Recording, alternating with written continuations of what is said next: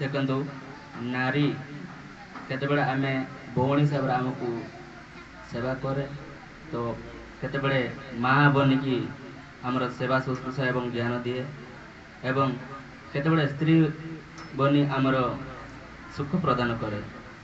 ତ ନାରୀ ଏକ ଶକ୍ତି ସ୍ୱରୂପିଣୀ, ଜ୍ଞାନୀ ସ୍ୱରୂପିଣୀ, ଆଉ ଆଧ୍ୟାତ୍ମିକ ଚିନ୍ତାଧାରା ସେମାନଙ୍କ ପାଖରେ ଅଧିକ ଥାଏ। ଯଦି ଆମେ ସାଧାରଣତଃ ଆମର ପୂର୍ବପୁରୁଷମାନଙ୍କର ଦେଖିବା, ତ ଶାସ୍ତ୍ର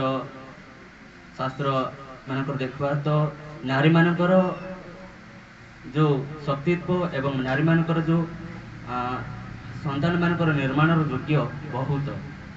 ଯଦି ହିରଣ୍ୟକଶ୍ୟପର ସ୍ତ୍ରୀର ନାମ କ'ଣ? କେୟାଦୁ।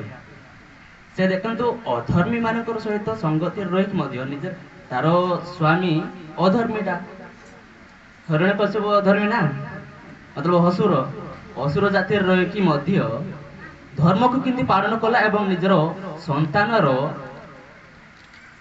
ସନ୍ତାନର କିପରି ଲାଳନ ପାଳନ କରିଲା, କିପରି ଜ୍ଞାନ ପ୍ରଦାନ କଲା ଏବଂ ଗୋଟେ ଅସୁର ଜାତିରୁ ଭକ୍ତ ପ୍ରହ୍ଲାଦରେ ପରିଗଣିତ ହେଲେ ନିଜ ପୁତ୍ର। ଆଉ ଏପଟେ ଯଦି ଦେଖିବା ଯୋଉ ରାବଣଙ୍କର ସ୍ତ୍ରୀ ନାମ କ'ଣ? ମନ୍ଦୋଦରୀ। ଆଉ ତାଙ୍କର ବୋହୂ ପିଲାର ନାମ କ'ଣ? ସୁଲୋଚନା।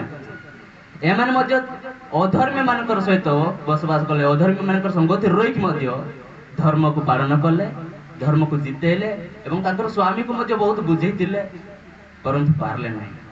ତେଣୁକରି ମା ମାନଙ୍କୁ ଏହା ଶିକ୍ଷା ଦିଏ ଯେ ଆମର ଯୋଉ ପୁରାଣ ଶାସ୍ତ୍ରରେ ଏହା ଶିକ୍ଷା ଦିଏ ଯେ ନାରୀମାନେ ଅଧର୍ମୀ ମାନଙ୍କ ସହିତ ରହିକି ମଧ୍ୟ ଧର୍ମକୁ ପାଳନ କରିବାର କ୍ଷମତା ତାଙ୍କର ପାଖରେ ଅଛି।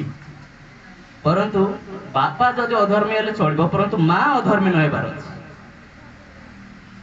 ଏଥିପାଇଁ ମୁଁ ବକ୍ତବ୍ୟ ସମାପ୍ତି କରିବି।